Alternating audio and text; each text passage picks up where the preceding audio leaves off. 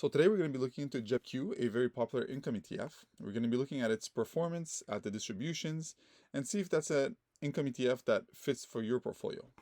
So first, we need to understand what JEPQ is. So JEPQ is an ETF that seeks to deliver monthly distributions and that has NASDAQ 100 exposure. So basically, the underlying ETF for this one is the NASDAQ 100. So to do so, to create these monthly distributions, you can see here that that JEPQ writes out of the money options on the NASDAQ 100. So that's how they're able to create these monthly distributions. And as you can see here, how it summarizes, it has a 12-month rolling dividend of 9.72. So that's pretty good, guys. That's around 10% of this ETF will be paid monthly. So that percentage here is obviously yearly and is paid monthly. And so let's see the quick information about this ETF. So it's the management fee 0.35%, which is pretty good for a managed portfolio. Here you have a quick glance of its performance compared to the US equity for the bonds and the REITs. So you can see here JEPQ stands at 9.45 compared to the US high yield funds that are at 7.90%. So you see that's a significant difference here. So let's look at the portfolio quickly. Well, you see here, as I mentioned, it follows the underlying ETF is the NASDAQ 100. So as you can see here, the top 10 holdings of JEPQ are the obviously very popular Apple, Nvidia, Microsoft. You can see their percentage that they hold here, 7.54, 716. You have Meta, obviously, Amazon, Alphabet. See, these are all the big boy techs, right?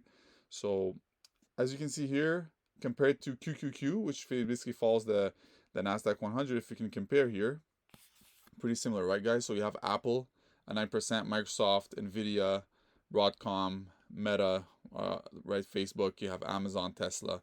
So it's a pretty good copy of the NASDAQ 100 here, right? So you have Tesla here again at 2%. And if you look at QQQ, Tesla also very close at 2%.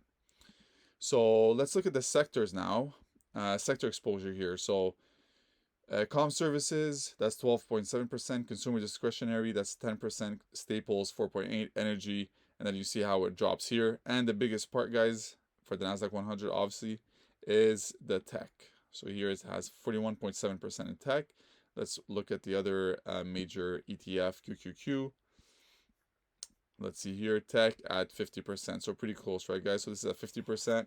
And JEPQ is just under 50, around 40, that's 41%.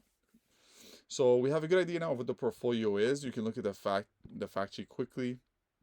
It explains here the holdings, what kind of strategy it deploys.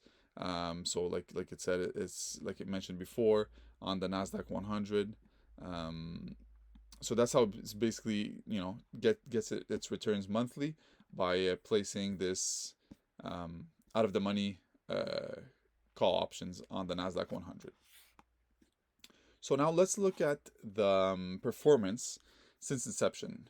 So if we come here, if you look here, 3 months performance is at 5.79, year to date is 12.63, and 1 year, guys, at 19%. So that's pretty impressive, right?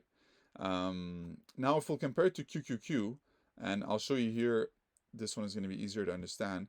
So if you had invested $10,000, so if you see here, if you invest $10,000 when the fund was created, that is May 4th, 2022. Sorry, right here.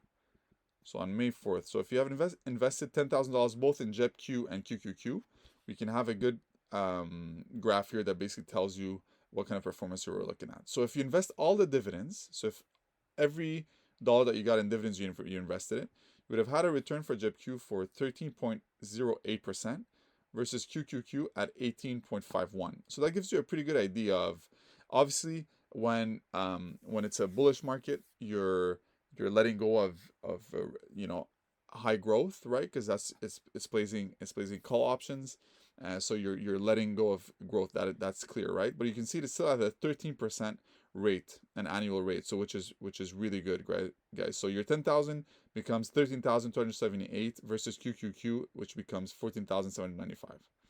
Now let's say you didn't invest $1 of your dividends and you just cash them out to do whatever you want, right? Like to have extra income, to do whatever you want with it, maybe pay your mortgage, maybe pay your car, all these options. So you can see here that after 2 years, just under 2 years and a half since the fund was created, you still have a return of 10.85%, guys. So that's your capital still growing. As you can see here, obviously it follows the NASDAQ 100, so it's pretty close. And it reacts the same way. So if you see the dip, so it basically follows that. But what it does is with the call options, it's distributing monthly income. So from that income, so if you see the difference, the 3%, that's getting paid to you, right? So what's happening here is that after just under 2 years and a half, your $10,000 is still now 12,000, just under 12,700, and versus QQQ, which obviously gives way less dividends, if any, it's at 14,732.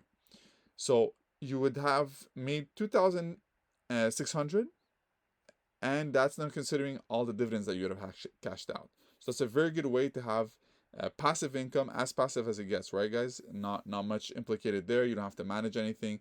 Everything is managed through JEPQ. You pay a very small fee for it.